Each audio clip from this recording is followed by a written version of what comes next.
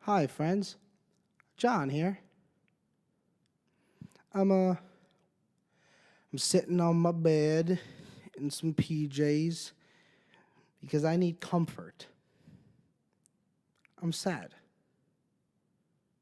I'm disappointed. Welcome to the very first episode of John's Disappointed, where we talk about an album that I thought was going to be great, but it totally blew instead. Today was super jam-packed with new hip-hop to listen to, though, so that was fun. So, let's talk about our boy Lil Boat.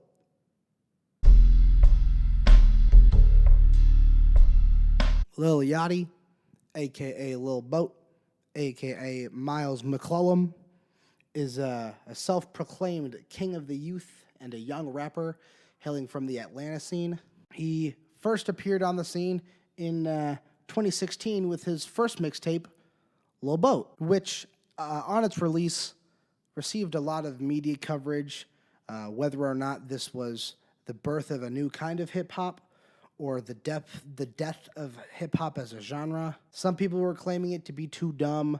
Some people were even claiming it to be this generation's answer to punk, which, I mean, that's cool and that's interesting, and I liked the first Lil Boat a lot. I liked Lil Boat, and according to my Spotify, last year, Minnesota was my top played track of the year, which simultaneously hurts my pride and makes me smile at the same time, because I will be damned if that song is not fun and if that song is not catchy. I'd also like to cite my main melon, Mr. Anthony Fantano over at the Needle Drop, because on his year-end list of top singles of the year, he put Minnesota at number 6. So you can suck that. He's more credible than I am. Shout out to my main inspiration for this channel. I love you, little thick vegan boy. So now we're just gonna, I usually don't like to do this, but I was really excited for this tape.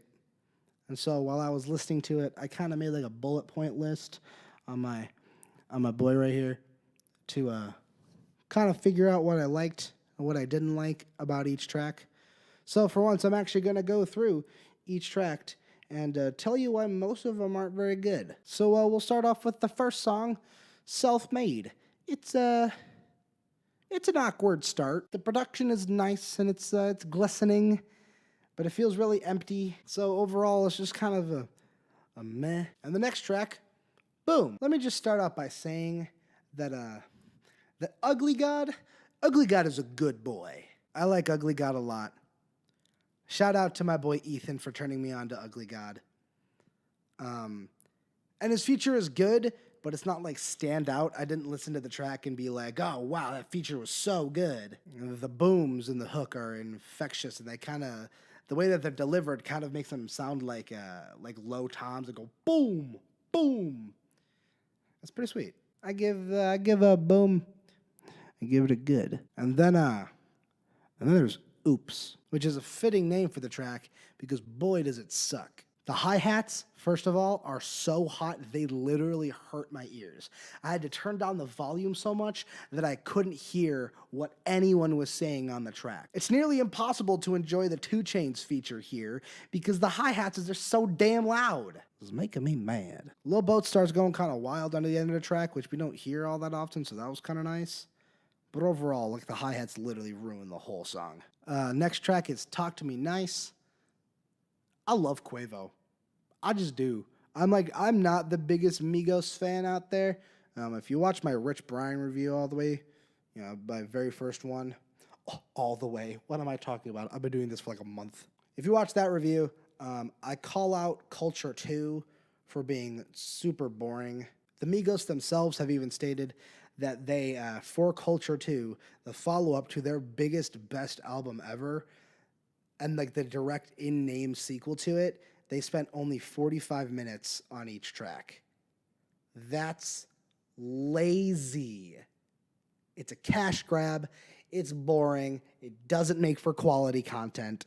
And so the Migos have kind of been pissing me off a little bit because of that. But no matter what he's on, I almost always love a Quavo feature.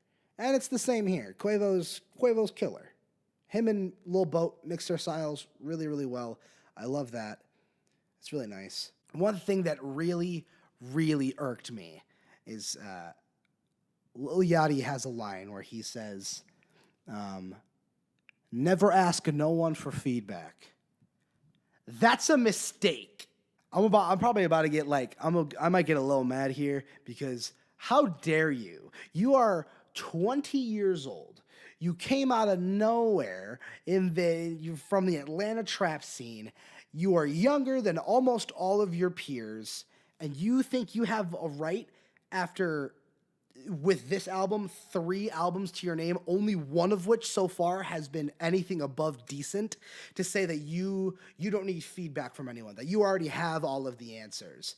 That's arrogant and that's stupid. That's not you saying that you have it all together and that you think your style is solid, because it's never been solid. You change your style from album to album in small ways that don't play to your strengths. And so you're going to sit here and tell me that you don't need feedback from anyone when the greatest musicians and the greatest actors, artists, whatever of all time are always willing to receive feedback. You are never going to make it anywhere farther in this industry with that attitude. So screw you for that, because I hate that attitude. And it's replicated in the rest of the album.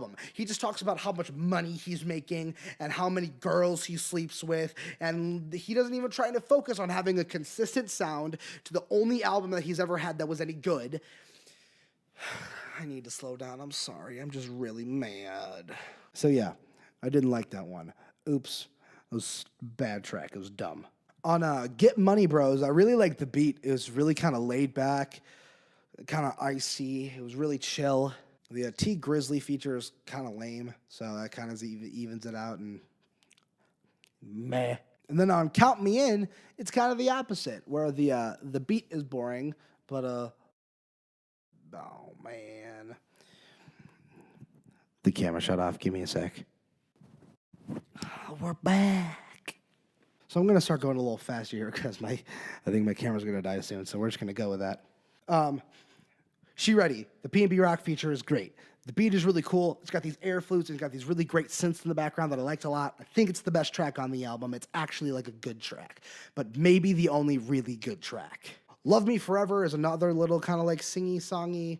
If we go by the Lil Boat, Lil Yachty canon, this would probably be Lil Yachty singing about his love or whatever. It's a sweet little love song, but it's also super short. So it kind of evens out, and it doesn't hold you for long enough to keep it interesting, and then it all of a sudden just kind of ends. So it was good. It's not great though. I'm going so fast, Pete. Speedy boy, I'm going so fast. Next track is Das Cap. Sounds like a weird German word, Das Cap, or Dutch or something. The beat, it's cold and it's filthy. It's a really simple and kind of minimalist, but it's effective. And Lil Boat goes in on this one. He's calling out on all you fake boys out there, even though he's a fake boy himself, if we really look at it. It's a good track. I like this one. It was nice and fiery. Pop Out, kind of a similar thing. The beat is simple, but it's effective. Lil Boat pops out. He goes really hard and he pops out. He has a great time. And then NBA Young Boat is the other track on the album that I think really stood out of all of them. It's got this great little Eastern feel with the way that it uses it's kind of a semitone chromatic scale. I know those aren't the same thing, but I was mincing words. The beat's cool. The Young Boy Never Broke Again feature is pretty lit. I like that a lot. And Lil Boat and YB kind of like keep swapping lines on the verses, and it makes it like a really dynamic, interesting flow of a song. Mickey is another really good track. I think we're at a total of 3 now out of 17 songs, 15, 17, whatever. The production is spooky, and I really, really liked it a lot. You might have seen that like GIF that's been going around on the internet and on Twitter and stuff of Lil Boat kind of recreated into a old-timey Mickey Mouse cartoon, which it's pretty accurate to how the track sounds and how he's representing himself on it too. And the vibe matches the vocal dynamic that Yachty sets for himself. It's maybe the most consistent in tone and in quality over the album. I liked Mickey. Mickey was fun. And then the rest of the album is meh. Meh. FWM, meh. Flex, meh.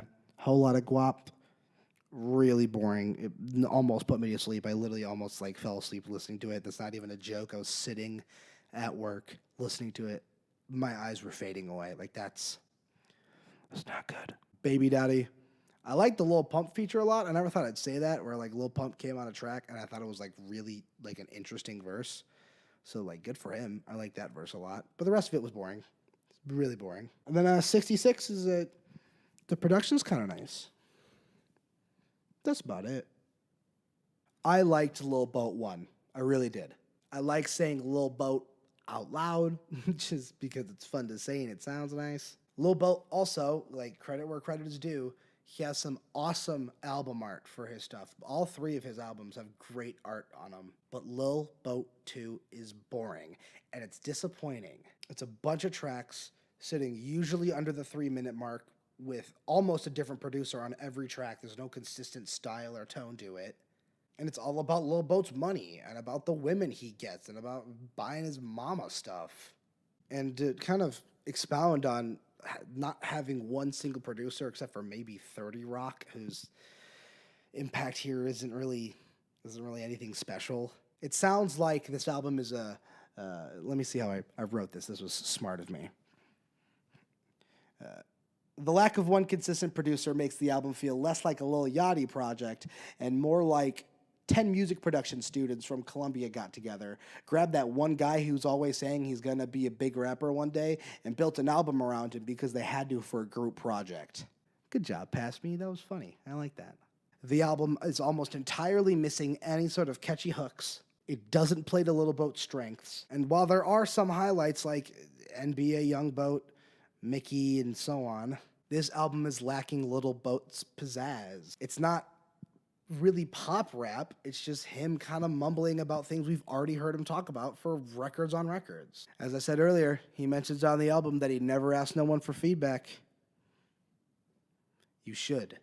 This sucked. You've got potential, and you've got people ripping on your style left and right, but you've got to hone your sound. You're not doing a good job at cementing it as something that we should be paying attention to for long periods of time. And at this rate, people are going to forget that you exist. I really, really wanted to like Lil Boat 2. I was rooting for it so hard. But it was so disappointing. John's disappointed. 3 out of 10.